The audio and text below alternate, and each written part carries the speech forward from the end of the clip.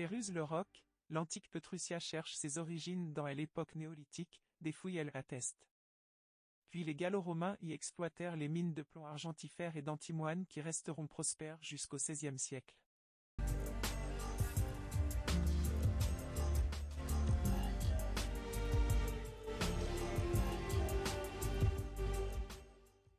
Petrussia devenue Pérus, cité royale et consulaire devient alors, au XIIIe siècle, le chef-lieu du plus grand bailliage du Rouergue qui étendait sa juridiction sur 107 paroisses.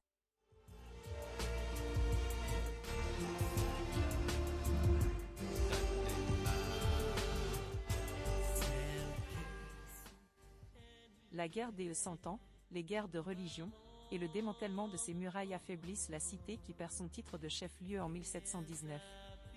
Le site escarpé du vieux Pérus est progressivement abandonné. Dès lors, la vie se concentre autour de la place des 13 Vents et de la nouvelle église aménagée dans les écuries du château royal.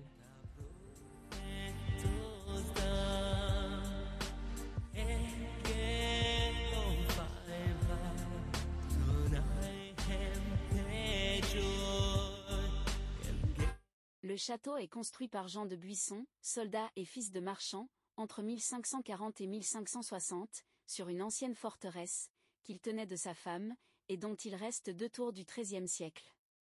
Familier de l'Italie, il fait appel au maître maçon Guillaume Lissorgue, dit « Le Sourd », ami de Guillaume Filandrier, qui avait traduit Vitruve. La mort accidentelle, sur le chantier, de Lissorgue arrête la construction de la demeure, à moitié achevée.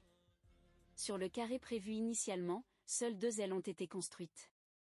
Le seul, l'allée-rue de Bournazel, et il est 18h.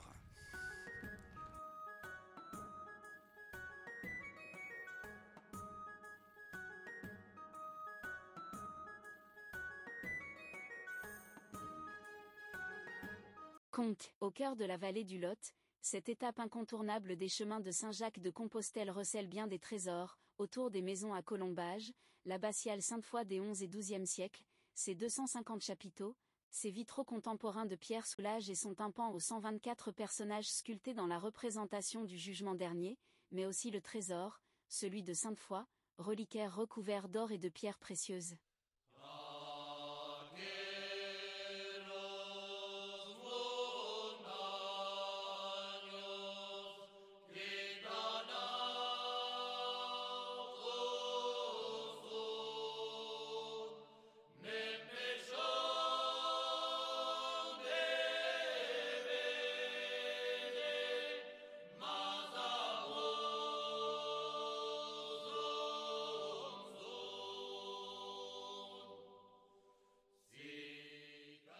Lové au fond de la vallée de l'Aveyron, le petit village de Belcastel suit le cours sinueux de la rivière. La réhabilitation du château du XIe et XIIe et XVe siècle par Fernand Pouillon, architecte mondialement connu, de 1975 à 1982 qui y mit sa passion et son talent, donna un nouvel essor à ce village en ruine. À son décès, il fut enterré dans le petit cimetière de Belcastel, le regard tourné vers son œuvre ultime.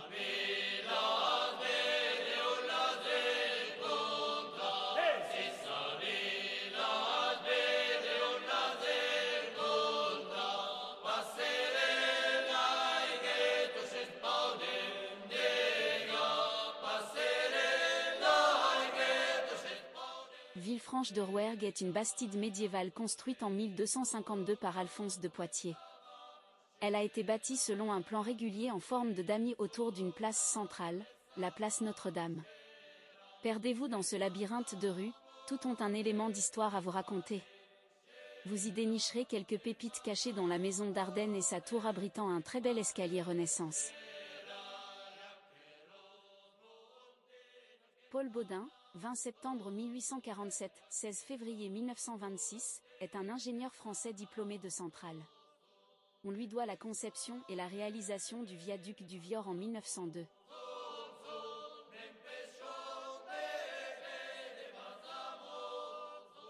La cathédrale Sainte-Cécile. La plus grande cathédrale de briques au monde impose des allures de château fort. À qui pousse la porte, une vision saisissante de couleurs, de peintures, sculptures, statuaires est révélée. La cathédrale Sainte-Cécile d'Albi est le premier site touristique visité dans la cité épiscopale inscrite au patrimoine mondial de l'UNESCO et aussi dans le Tarn. Une clôture de pierre blanche, véritable dentelle de pierre, sépare la cathédrale en deux parties, la nef et le chœur. Au-delà de l'écran de pierre, se trouve le chœur de chanoine, une véritable église dans la cathédrale. Le déambulatoire, couloir entourant le grand chœur, présente des statues de pierre ciselées par des maîtres bourguignons.